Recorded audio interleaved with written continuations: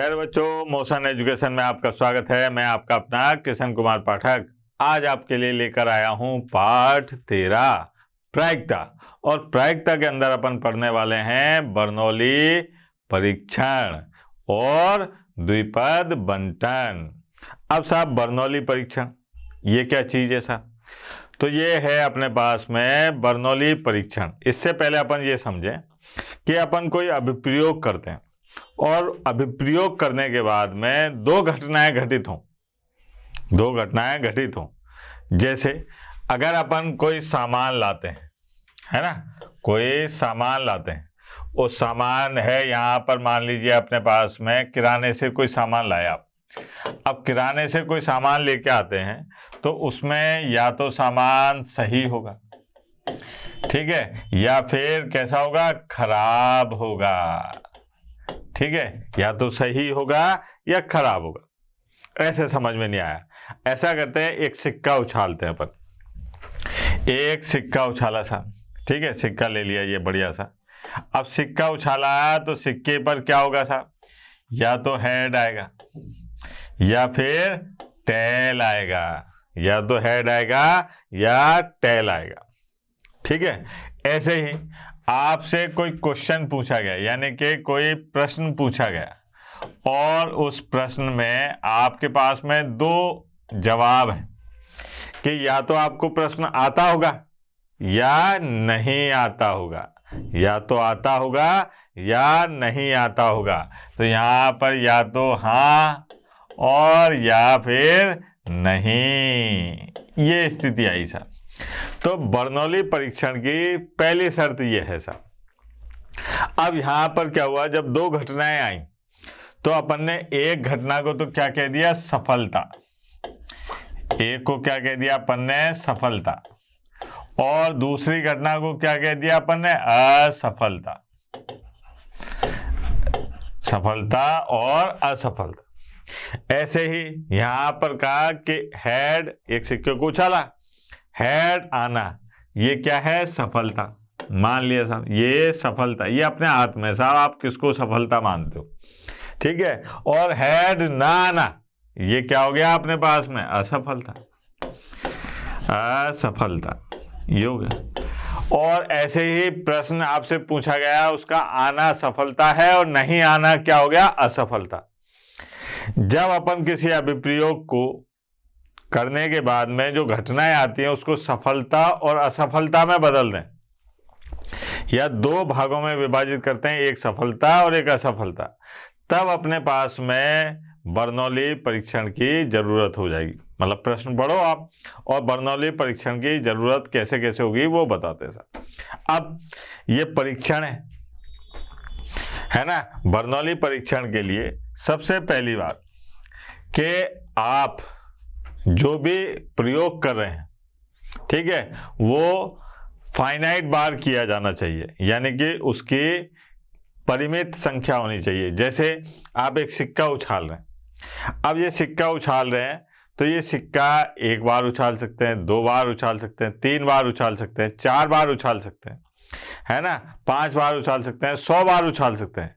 लेकिन ऐसे उछालना है कि जिसकी गिनती अपन कर सकें। ऐसा नहीं है कि सिक्के को आप अनंत बार उछाल दो। तो यहां पर क्या होगा, अभिप्रयोग जो है उसके घटनाएं, जो अभिप्रयोग है उसके क्या होना चाहिए, संख्या परिमित होनी चाहिए।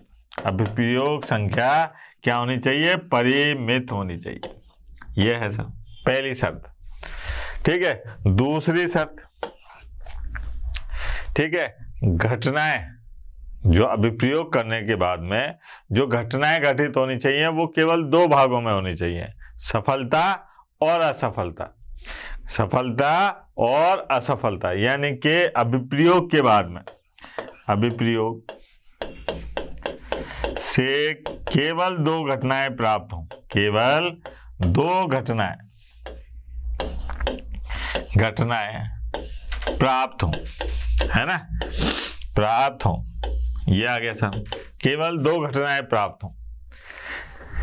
नंबर तीन, जैसे यहां पर हेड आने की प्रायिकता कितनी है? 1/2। ठीक है, और टेल आने की प्रायिकता कितनी है? 1/2। इस प्रश्न के सही होने की प्रायिकता कितनी है? 1/2। और नहीं सही होने की प्रायिकता कितनी है? 1/2। मतलब यह है कि आप जो अभिप्रयोग है इसको आप 1 बार करो, 2 बार करो, 10 बार करो, लेकिन उस स्थिति में जो अपनी घटना घट रही है उस घटना के घटित होने की प्रायिकता कभी बदलनी नहीं चाहिए। ठीक है, ऐसा नहीं होना चाहिए कि साहब 1 बार करोगे तो प्रायिकता कितनी है? 1/2। 2 बार करोगे तो प्रायिकता 2/3 हो जाएगी। 3 बार करोगे तो 3/4 हो जाएगी। ऐसा नहीं होना चाहिए कि बार बार घटनाएं बदलती जाएं और घटनाएं बदलने के बाद में उनकी प्रायिकता बदलती जाए। एक ही बात याद रखनी है। ठीक है, तो यहां पर नंबर 3 में क्या लिखूं साहब कि घटना की प्रायिकता कैसी रहे? समान रहे, है ना, हर अभिप्रयोग में। और नंबर 4 और सबसे ज्यादा इंपॉर्टेंट कि ये दोनों घटनाएं, सफल होना और असफल होना, ये दोनों घटनाएं कैसी होनी चाहिए? स्वतंत्र होनी चाहिए। एक घटना का घटित होने पर दूसरी घटना के घटित होने पर कोई प्रभाव नहीं पड़ना चाहिए। यानी कि दोनों घटनाएं कैसी होनी चाहिए? स्वतंत्र होनी चाहिए। स्वतंत्र, ठीक है, स्वतंत्र होनी चाहिए। क्या क्या बात समझ में आई साहब? यहां पर अपने बात समझ में आई कि अगर अपन अभी प्रयोग करते हैं, बर्नौली परीक्षण की बात करें अपन, कि अगर अपन कोई प्रयोग करते हैं तो उस प्रयोग के 2 आउटकम आने चाहिए, यानी कि 2 घटनाएं घटित होनी चाहिए, है ना। और उसमें से एक घटना को अपन ने सफलता कह दिया और एक घटना को असफलता कह दिया। ठीक है, अब सफलता की जो प्रायिकता 1 बार आई वो आप प्रयोग को 4 बार करो, 5 बार करो, 10 बार करो, है ना, वो प्रायिकता समान रहनी चाहिए, वो प्रायिकता नहीं बदलनी चाहिए। सफलता की जो प्रायिकता 1 बार आई है वो 10 बार में भी आएगी, 20 बार में भी आएगी और 100 बार में भी आएगी। ठीक सर, ऐसे ही असफलता के साथ में ये हो गया। दूसरी बात, अपने को क्या याद रखना चाहिए कि जो अपन अभिप्रयोग कर रहे हैं इसकी संख्या परिमित होनी चाहिए। परिमित मतलब जो गिनी जा सके, अनंत और काल्पनिक बात नहीं करेंगे। तीसरी बात कि अपने को ये याद रखना है कि ये दोनों आपस में स्वतंत्र, सफल होने के लिए भी स्वतंत्र हैं और असफल होने के लिए भी स्वतंत्र होने चाहिए। आगे चल के आपको पता चलेगा कि सफलता को तो अपन P कहेंगे और असफलता को Q कहेंगे। ठीक है, अब यहां पर क्या हुआ ये तो हो गया बर्नौली परीक्षण। ये अपन ने सवाल को पढ़ के देख लिया क्या क्या करना है इसमें, ये देखा, बर्नौली परीक्षण लगाएंगे। अब बर्नौली परीक्षण लगाएंगे तो अब इसको सवाल को हल कैसे करेंगे? तो उसके लिए अपन बंटन, द्विपद बंटन का प्रयोग करेंगे। यहां ऐसा करते हैं अपन कि द्विपद बंटन में अपन ने जो प्रयोग है ना, अभिप्रयोग की संख्या, अभिप्रयोग की संख्या, है ना, इसको तो कह दिया अपन ने बराबर n, जो क्या होनी चाहिए? परिमित होनी चाहिए, है ना। फिर साहब अपन ने जो घटना घटित हुई, घटना यानी कि सफलता, ठीक है, इस सफलता को अपन ने कह दिया P, ये आ गया। ठीक, उसके बाद में घटना जिसको अपन असफलता कह रहे हैं, असफलता कह रहे हैं, उसको कह दिया अपन ने Q। ठीक, अब साहब उसके बाद में ये N आ गया, P आ गया, Q आ गया। अब आपने प्रयोग तो 10 बार किया, लेकिन अपने को कोई चीज चाहिए, जैसे 10 में से 5 बार आपने एक सिक्का 10 बार उछाला, 5 बार हेड आए, 7 बार हेड आए, तो उसको क्या कहा अपन ने, जो अपने को चाहिए यानी कि अनुकूल अवसर जो है उसकी बात करें तो अनुकूल अवसर को अपन ने कह दिया अनुकूल अवसर, अनुकूल अवसर, इसको कह दिया अपन ने आर। ठीक है, अब क्या हुआ कि अपने पास में जो पी आर यानी कि अनुकूल अवसर की जो प्रायिकता आई, ठीक, ये कैसे निकालेंगे अपन, ये निकालेंगे बेटा n c r, n c r और क्यू की घात एन माइनस आर और पी की घात आर, ये सूत्र है साहब। अब ये आर का मान, आर का मान यहां ऐसे कर दो कि साहब आर का मान 0 से लेकर और एन तक होता है। आर का मान क्या होगा, 0 से लेकर एन तक होगा, इसीलिए अपन इसको क्या कह रहे हैं, द्विपद बंटन। क्या कह रहे हैं, द्विपद बंटन। इसको मैं ज्यादा अच्छे तरीके से सवाल के माध्यम से समझाऊंगा। ठीक है, देखो आप इसका एक सवाल समझाता हूं, इससे सारी बात समझ में आ जाएगी अपने पास। एक पासे को 6 बार उछाला जाता है, 6 बार उछाला जाता है, यानी कि अभिप्रयोग की संख्या कितनी हो गई, 6, क्योंकि आपने पासे को कितनी बार उछाला है, 6 बार उछाला है।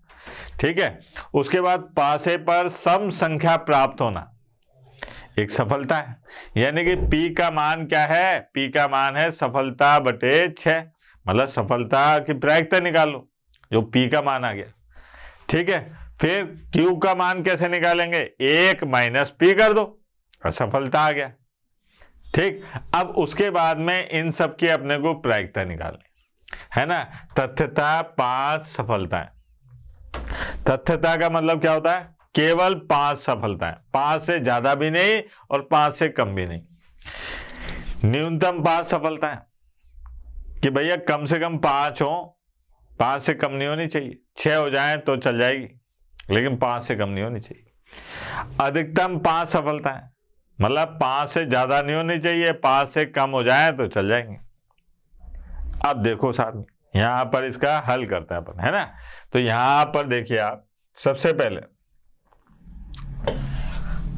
ये अपने पास में है प्रश्न, यहां पर लिखा अपन ने हल, ध्यान देना भैया, हल। सबसे पहले बात करिए अपन ने, दिया है, क्या दिया है साहब, दिया है पासे को 6 बार उछाला जाता है, पासे को 6 बार उछाला जाता है, उछाला जाता है ना, यानी कि n बराबर 6, ये आ गया सर। अब पासे पर सम संख्या आना है ना, इसको अपन ने कहा सफलता, और सफलता क्या है P, और P का मान कितना है, अब सम अंक कितने आएंगे सर, 2 4 6 3, यानी कि 3/6, ये आ गया। अब 3/6 का मतलब क्या होगा, 1/2, ये हो गया। अब पासे पर सम संख्या ना आना, ये क्या हो गई बेटा, असफलता। क्या हो गई मेरे लाल, असफलता, है ना, असफलता। इसको कह दिया अपन ने Q, ये क्या होगा, 1 माइनस P, यानी कि 1 माइनस 1/2, यानी कि 1/2। अब R की बात करें तो R यहां से मिलेगा अपने को, है ना। तो अपन ने क्या काम करा, यहां से क्या काम करा कि साहब P का मान लिखा, PR, सूत्र लिख देता हूं PR द्विपद बंटन वाला, और यहां लिख देता हूं कि साहब R का मान जो है 0 से लेकर कहां तक है, 6 तक, 0 से लेकर 6 तक है। अब क्या काम करना है अपने को कि यहां पर आएगा NCR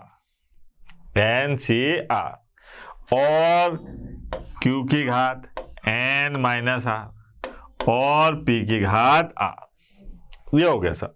ये मैंने प्रश्न को पढ़ के, है ना, पूरा सूत्र बर्नौली परीक्षण लगाते हुए, द्विपद बंटन सूत्र लगाते हुए तैयार कर लिया। अब आते हैं अपन इसको सफल करने पर। नंबर 1, तथ्यता 5 सफलताएं हो। क्या हो? तथ्यता। नंबर 1, तथ्यता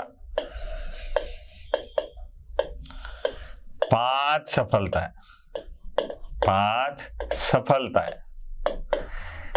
इसका क्या मतलब हुआ साहब? इसका मतलब ये हुआ कि R का मान जो है केवल 5 होना चाहिए, है ना। R का मान क्या होना चाहिए? केवल 5 होना चाहिए। इसका मतलब केवल अपने को निकालना है P5। अब P5 निकालना है तो N की जगह 6 और C, R की जगह 5 और Q की जगह 1/2, है ना, और 6 - 5 और P की जगह भी 1/2 और ये 5, ये आ गया। अच्छा, 6C5, 6C5 का मान कितना होगा बेटा? 6C5 का मान कितना होगा? 6, क्योंकि 6C5 और 6C1 बराबर होते हैं। तो ये तो आ गया अपने पास में 6। और साहब यहाँ 1/2 की घात 1 और 1/2 की घात 5, तो ये आ गया अपने पास में 1/2 और इसकी घात 6। ये आया सब इसका आंसर पहले वाले का। अच्छा, दूसरे वाले की बात करें। दूसरे में क्या कहा जा रहा है? दूसरे में कहा जा रहा है कि न्यूनतम, देख लेते हैं एक बार, न्यूनतम 5 सफलताएं हो। क्या हो? न्यूनतम 5 सफलताएं हो। तो न्यूनतम 5 सफलताओं के लिए देखो आप, न्यूनतम 5 सफलताएं हो। सफलताएं हो, इसका मतलब क्या है कि PR। अब R का मान जो है, R का मान जो है वो क्या हो? 5 के बराबर हो या 5 से ज्यादा हो, 5 से कम नहीं होना चाहिए। मतलब यह है कि यहां पर P5 हो और P6 हो, ठीक है, बाकी कुछ नहीं हो। P5 हो और P6 हो, ये वाली बात आ गई। अब P5, R का मान कितना है बेटा? 5, तो यहां पर आ गया अपने पास में 6C5 और साहब 1/2, 6 - 5, 1/2 और 5 प्लस 6C 6 और यहां पर आ गया 1/2 की घात 6 - 6 और 1/2 की घात 6, ये हो गया। अब सरल करें तो यहां पर आ गया 6 और 1/2 की घात 6, फिर 6C6, इसका मान क्या होगा? 1 और ये आ गया अपने पास में 1/2 इसकी घात 6। अब इसमें से अपन ने कॉमन ले लिया तो ये आ गया 7, 1/2 ये आ गया, तो ये 7 और 1/2 की घात 6, ये हो गया सब। अब बात करिए अपने पास में तीसरा क्या दे रखा था अपने पास में? तीसरा दे रखा था अधिकतम 5 सफलताएं। तीसरे नंबर पे क्या था बेटा? अधिकतम 5 सफलताएं ये हो। अधिकतम 5 सफलताओं का मतलब क्या हुआ कि PR का मान 5 के बराबर हो या 5 से कम हो, 5 से ज्यादा नहीं होना चाहिए। 5 के बराबर हो या 5 से कम हो, ठीक है, अधिकतम 5 होना चाहिए, उससे ज्यादा नहीं होना चाहिए। तो इसका मतलब क्या हुआ साहब? यहाँ आएगा P0, फिर P1, P2 और P3, P4 और P5, ये आ गया, ये है साहब। अब इतनी ज्यादा कैलकुलेशन कौन करेगा? इतनी गणना थोड़ी ना कर सकते अपन। तो अपन क्या काम करेंगे? तरकीब नंबर 13 आइटम नंबर 14 लगा देंगे, वो कैसे था? अपने को याद है कि सारी प्रायिकताओं का योग 1 होता है, बंटन नियम में सीखा था ना अपन, कि इन सब का मान जब जोड़ेंगे तो क्या आएगा 1। अब इसमें कौन नहीं है? 6 नहीं है, P6 नहीं है, तो अपन ने क्या काम करा, इसको लिखा 1 माइनस P6, ये आ गया 1 माइनस, है ना। अब यहां पर 1 और माइनस P6 का मान 6C6 और 1/2 की घात 6 माइनस 6 और 1/2 की घात 6, ये आ गया। फिर यहाँ पर देखें, इसको सरल करें तो 1 माइनस 1/2 की घात 6, ये आ गया सर आंसर। ठीक है, सरल कर सकते हैं अगर गणना करना चाहें, ज़्यादातर किताब में आंसर ऐसे ही लिखा आता है। ठीक है बेटा, आई बात समझ में? बर्नौली परीक्षण करके द्विपद बंटन का ऐसे उपयोग करेंगे अपन। और देखते हैं, और सवाल देखते हैं। ये देखो आप, यहां पर वस्तु के एक ढेर में 5% त्रुटि युक्त वस्तुएं हैं, यानी कि खराब वस्तुएं हैं। इसकी क्या प्रायिकता है कि 10 वस्तुओं में से 1 से अधिक त्रुटि युक्त वस्तु नहीं होगी। ठीक है, 10 वस्तुओं में से त्रुटि युक्त क्या हो? 1 से अधिक, 1 से अधिक नहीं होगी। अब देखो आप यहां पर क्या क्या दे रखा है। सबसे पहले आओ हल। हल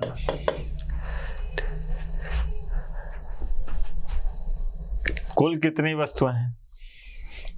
10। कुल वस्तुएं कितनी मानेंगे अपन? 10, है ना। यहां पर कुल वस्तुएं, कुल वस्तुएं ये है 10, n बराबर 10, ये n का मान आ गया, n बराबर 10।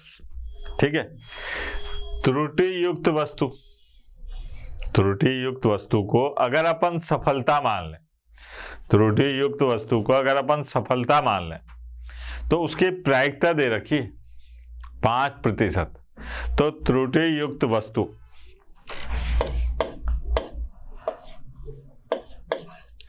त्रुटि युक्त वस्तु, त्रुटि युक्त वस्तु जिसको अपन ने क्या कहा? सफलता। और ये क्या है अपने पास में? P, और ये है अपने पास में 5%, है ना। अब 5% का मतलब क्या हो गया? 5/100, यानी कि 1/20, ये हो गया। अब साहब त्रुटि युक्त वस्तु ना हो, त्रुटि युक्त वस्तु ना हो,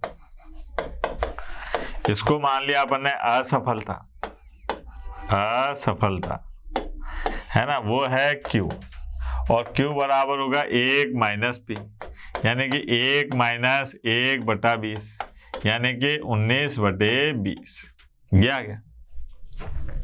अब यहां पर 1 से अधिक त्रुटि युक्त वस्तु नहीं हो, 1 से अधिक नहीं हो, यानी कि ज्यादा से ज्यादा क्या हो? 1 हो। भाई 10 वस्तुएं हैं तो यहां पर 1 से अधिक नहीं हो, इसका मतलब क्या है? अधिकतम 1 हो। अधिकतम 1 का मतलब कि 1 भी नहीं हो या 1 हो, इससे ज्यादा नहीं हो साहब। तो इसका मतलब अपने से क्या कह रहे हैं ये कि साहब जो अपने पास PR होता है, ठीक है, इसका सिग्मा होता है R का मान 0 से लेकर N तक, है ना। और ये सूत्र होता है NCR, NCR, और Q की घात N माइनस R, P की घात R, ये होता है।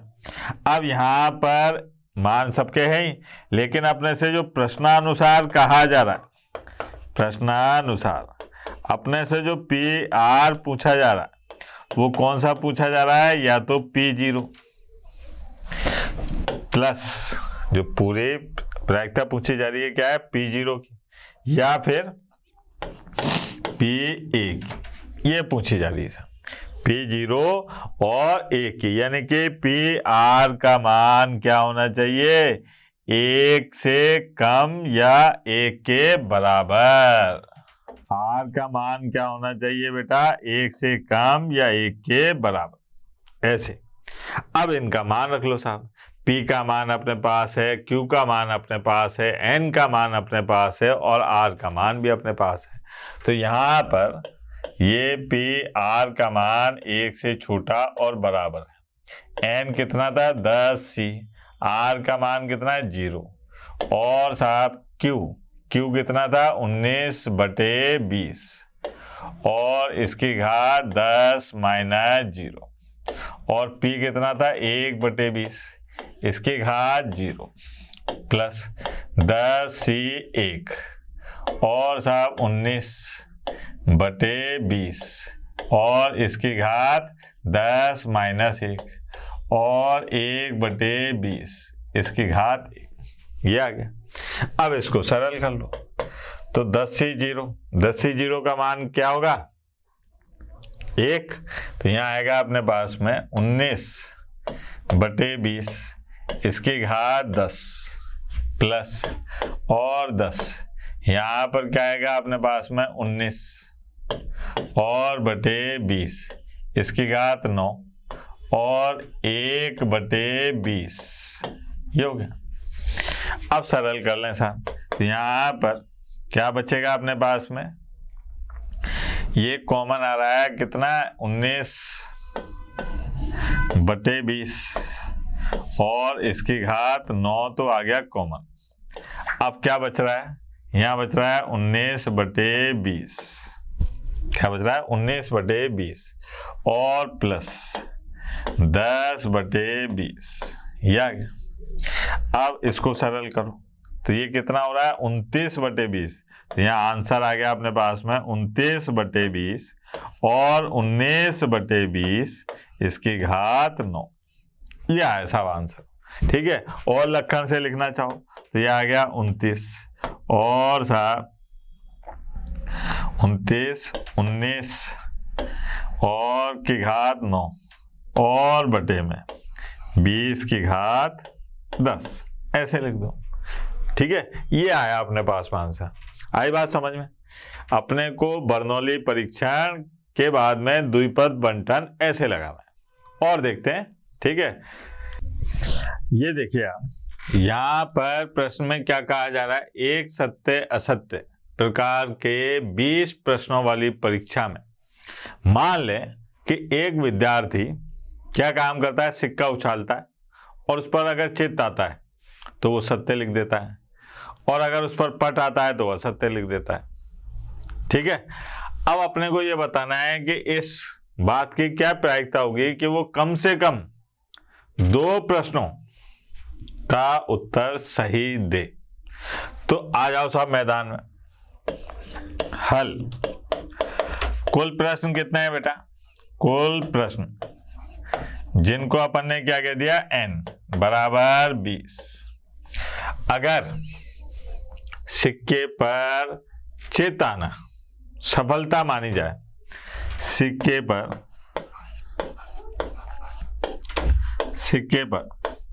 चित्त आना क्या है? सफलता है। तो P बराबर क्या हो जाएगा? 1/2। ठीक है। सिक्के पर पट आना ये क्या है? असफलता। तो इसको कह दिया Q। ये होगा 1 - P यानी कि 1 - 1/2 और 1/2 ये हो गया। अब R की जरूरत है तो ये कह रहा है कम से कम 2 प्रश्नों का उत्तर सही हो। कम से कम 2 प्रश्न। कुल प्रश्न कितने हैं? 20। इसका मतलब R का जो मान है वो क्या होना चाहिए? कम से कम 20 यानी कि R का मान 2 से ज्यादा हो सकता है, 2 के बराबर हो सकता है, लेकिन 2 से कम नहीं हो सकता। यहाँ पर कह रहा है कम से कम 2 प्रश्नों का उत्तर सही हो। तो r का मान 2 से ज्यादा होना चाहिए या 2 के बराबर होना चाहिए। अब साहब यहाँ पर अपन ने सूत्र लिखा साहब। क्या है सूत्र? ये है r का मान 0 से लेकर n तक और PR, ये है NCR और Q की घात n-r और P की घात r। अब यहाँ पर अपने को जो मान निकालना है कि r का मान जो है ये होना चाहिए। अब भैया क्वेश्चन तो 20 है, इसका मतलब ये हुआ कि यहाँ पर ये आएगा ऐसे P2, P3, P4, ठीक है, P5 ऐसे करके, और कहाँ तक आएगा बेटा? ये आएगा प्लस P20 तक। अब ये तो बहुत ज्यादा हो जाएगा, तो यहाँ पर अपने को क्या करना पड़ेगा? तरकीब नंबर 13 आइटम नंबर 14 लगानी पड़ेगी। कैसे? यहाँ लगाओ साहब, 1 माइनस क्या? P0 और P1, ये लगा दिया साहब। अब यहाँ पर 1 माइनस P0 का मान, तो यहाँ आ जाएगा अपने पास में 20 C0 और 1/2, 20 माइनस 0 और 1/2 इसकी घात 0, फिर 20 C1 और 1/2 इसकी घात 20 माइनस 1 और 1/2 इसकी घात 1, यह आ गया। अब यहाँ पर सरल करो, 1 माइनस 20 C0 का मान, ये आ गया अपने पास में 1/2 और इसकी घात 20, ये आ गया प्लस, है ना। यहाँ पर 20C1 का मान 20, 20C1 का मान क्या आ गया? 20। अब बात करें अपन 1/2 और इसकी घात क्या आ गई? 20, ये हो गया। यहाँ पर देखो आप 1 माइनस कॉमन ले लो, तो क्या बचा अपने पास में? 21 और 1/2 इसकी घात 20। अब ये आ गया अपने पास में कम से कम 2 प्रश्नों के सही उत्तर होने की प्रायिकता। ठीक है बेटा, और देखते हैं। मजेदार है प्रश्न, कठिन नहीं है, सिंपल ही है, बस सूत्र याद होने चाहिए आपको। एक बहुविकल्पीय परीक्षा में 5 प्रश्न हैं जिनके प्रत्येक के 3 संभावित उत्तर हैं। मतलब ये है कि यहाँ पर एक क्वेश्चन है, उसके 3 संभावित उत्तर हैं। ऐसे मान लीजिए जैसे क्वेश्चन है, अब इसके 3 आंसर हैं, ऐसे करके, ये A और B और C ऐसे करके 3 ऑप्शन दे रखे हैं। जैसे 4 होते हैं ना, ऐसे इसमें 3 ही है। अब साहब प्रत्येक के 3 संभावित उत्तर हैं। इसकी क्या प्रायिकता है कि एक विद्यार्थी केवल अनुमान लगाकर 4 या अधिक प्रश्नों के सही उत्तर दे देगा। यहाँ पर अनुमान लगाकर वो क्या काम कर रहा है? 4 या अधिक प्रश्नों के उत्तर दे दे। देखो आप दिमाग लगाओ थोड़ा सा, यहाँ पर कुल संख्या कितनी है? 5। अब अगर उत्तर सही आना सफलता मानी जाए तो उसकी प्रायिकता कितनी होगी? भाई यहाँ पर ये 3 ऑप्शन है, अब सही ऑप्शन तो एक ही होगा ना, तो यहाँ पर अगर मान लीजिए A लगा तो उत्तर सही आने की प्रायिकता कितनी होगी? 1/3। उत्तर सही आने की प्रायिकता कितनी होगी बेटा? 1/3। ठीक है। असफलता क्या होगी? 1 माइनस 1/3 यानी कि 2/3। अब ये कह रहा है कि 4 या अधिक। अब 4 और 5, बस इतने ही तो हैं, और तो कोई है ही नहीं। तो देखो आप यहां पर हल है ना। कुल प्रश्न कितने हैं बेटा? कुल प्रश्न है अपने पास में बराबर 5। ठीक,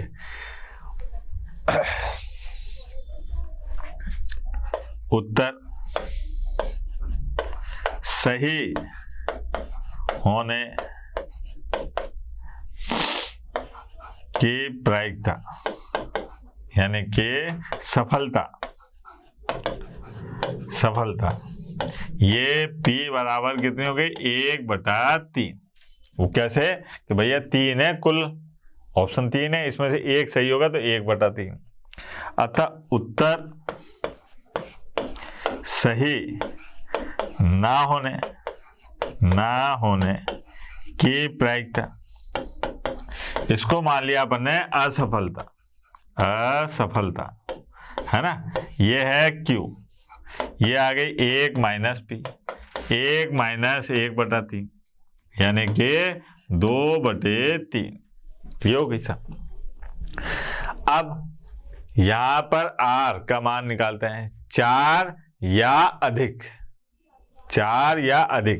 तो R क्या है बेटा, ये 4 के बराबर है या 4 से ज्यादा है, ये हो गया। अब आ जाओ मैदान में, यहां पर क्या है अपने पास में, देखें अपन कि ये है अपने पास में R का मान 0 से लेकर N तक, और ये PR, ये सूत्र होता है NCR, Q की घात N - R और P की घात R, ये है।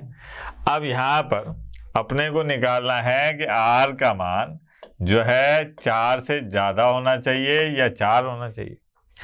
अब N तो कितना था, 5। हाँ,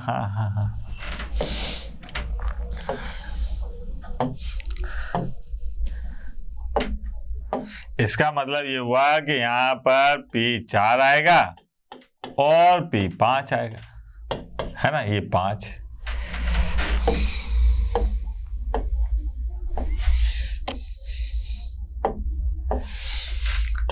ये आ गया।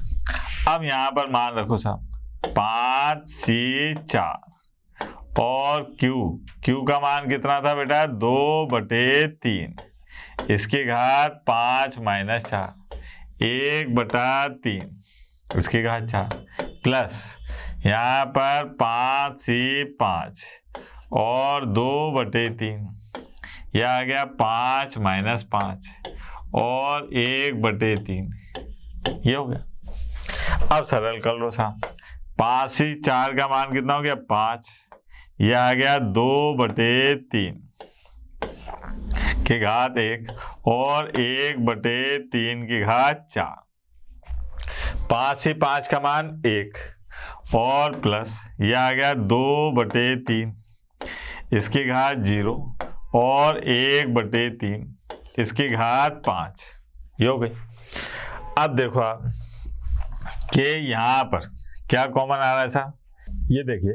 अब यहां पर क्या कॉमन आ रहा है बेटा, देखो आप 1/3 की घात 5 कॉमन आ गया, 1/3 की घात 5, है ना, ये कॉमन आ गया। तो यहाँ कितना बचेगा, यहाँ बचा 10 और ये तो +1, है ना, 10 + 1 और 1/3 की घात 5, ये हो गया।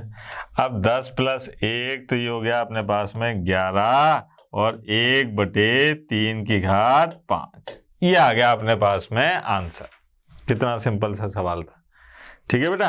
आगे देखते हैं, और देखो आप ये देखें, एक पासे को 7 बार उछालने पर तथ्यता का मतलब होता है केवल 2, है ना, 2 से ज्यादा नहीं, 2 से कम नहीं, तथ्यता 2 बार 5 आने की प्रायिकता ज्ञात कीजिए। तथ्यता 2 बार 5 आने की प्रायिकता ज्ञात कीजिए। बहुत सिंपल सवाल है। यहां पर पासे को कितनी बार उछाला जा रहा है, 7 बार। तो यहां देखें अपन हल में क्या है साहब, पासे को उछालने की संख्या कितनी है बेटा, ये है बराबर n बराबर 7, ये आ गया। अब पासे पर क्या आने की? 5 आने की प्रायिकता। पासे पर अंक 5 आने की प्रायिकता, आने की प्रायिकता। इसको अपन ने मान लिया सफलता। क्या मान लिया इसको? सफलता। यानी कि P बराबर ये है 1/6। भाई पासे को उछालते हैं तो उस पर कुल अवसर होते हैं 6 और अंक 5 एक बार आता है तो 1/6। अब साहब पासे पर अंक 5 ना आने की प्रायिकता, ना आने की प्रायिकता। इसको मान लिया अपन ने असफलता और इसको कह दिया अपन ने Q। यह आ गया 1 - P यानी कि 1 - 1/6 और 5/6 यह आ गया। अब तथ्यता 2 बार, तो यहाँ पर R का मान जो है वो सीधे से क्या दे रखा है? 2, है ना। अब अपने को याद है सूत्र तो ये होता है कि R का मान 0 से लेकर कहाँ तक? N तक। PR बराबर यह है NCR और Q की घात N - R P की घात R। ये होता है साहब। यहाँ पर P2 का मान निकालना है, केवल 2 का। N का मान कितना है? 7। R का मान कितना है? 2। Q का मान कितना है? 5/6, है ना। और 7 - 2 यह आ गया। फिर 1/6 यहाँ पर 2 ये हो गया। अब इसको सरल करते हैं साहब। P2 है ना, 7C2 ये था और क्या था? 5/6 इसकी घात 7 - 2 और 1/6 इसकी घात 2। 7C2 का मान देखें आप तो ये आ जाएगा 7 गुणा 7C2 को सरल कर लो। वैसे यहां तक भी सही है। यहाँ पर 7C2 का मान हुआ 7 गुणा 6 और बटे फैक्टोरियल 2। यह आ गया 5/6 इसकी घात 5 और 1/6 इसकी घात 2। ये हो गया। अब ये यहां से कटा तो यह आ गया अपने पास में 21, है ना। और साहब गुणा 5/6 इसकी घात 5 और 1/6 इसकी घात 2। ये हो गया साहब इसका आंसर। सिंपल सा आंसर था, ये हो गया। आगे देखिए और प्रश्न देखते हैं साहब। ये तो कुछ ज्यादा ही सिंपल हो गया। ये ज्ञात है, ये पता है कि किसी विशेष प्रकार की निर्मित वस्तुओं की संख्या में 10% खराब है, डिफेक्ट खराब है। इसकी क्या प्रायिकता है कि इस प्रकार की 12 वस्तुओं में से यादृच्छिक प्रतिदर्श में से 9 खराब हो। मतलब यह है कि आप 12 में से 9 खराब हो। 12 में से कितनी खराब हो? 9 खराब हो। ये देखते हैं साहब। तो यहां पर सबसे पहले आप देखो कि क्या क्या दे रखा है। हल ध्यान दें, कुल वस्तुएं कितनी है बेटा? कुल वस्तुएं n बराबर ये कितनी है भैया? 12। ठीक है। अब वस्तु के खराब होने की प्रायिकता, वस्तु के खराब होने की प्रायिकता, इसको अपन ने मान लिया सफलता। क्या मान लिया बेटा? सफलता। यानी कि P बराबर कितनी है? 10%, यानी कि 10/100, 1/10 ये आ गया। फिर आए साहब वस्तु के खराब ना होने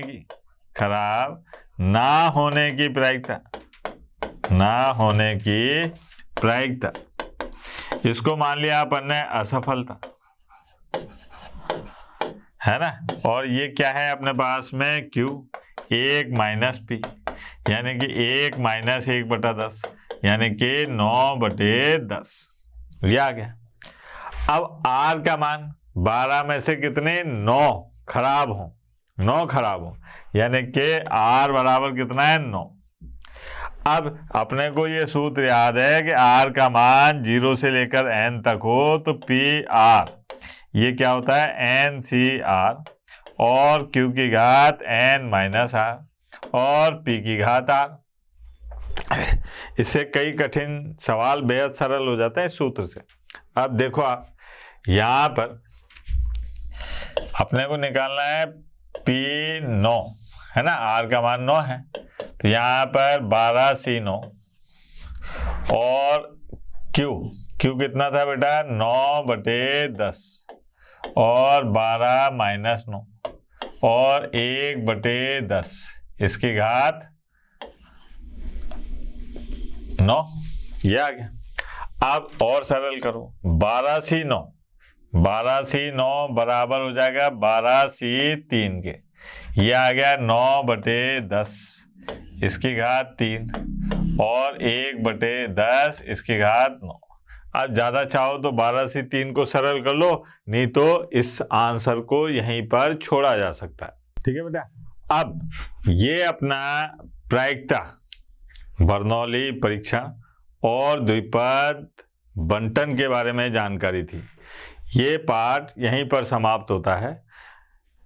अब अपन 12वीं कक्षा के 13वें पाठ को समाप्त करते हैं। बोलो सत्यनारायण भगवान की जय। अब 12वीं कक्षा का पूरा सिलेबस कंप्लीट यानी कि समाप्त हो चुका है।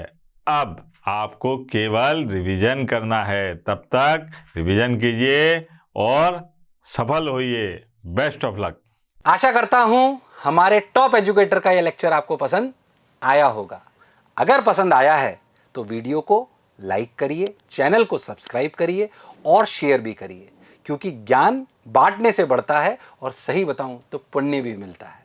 मुझे सुनने के लिए बहुत बहुत धन्यवाद। Thank you.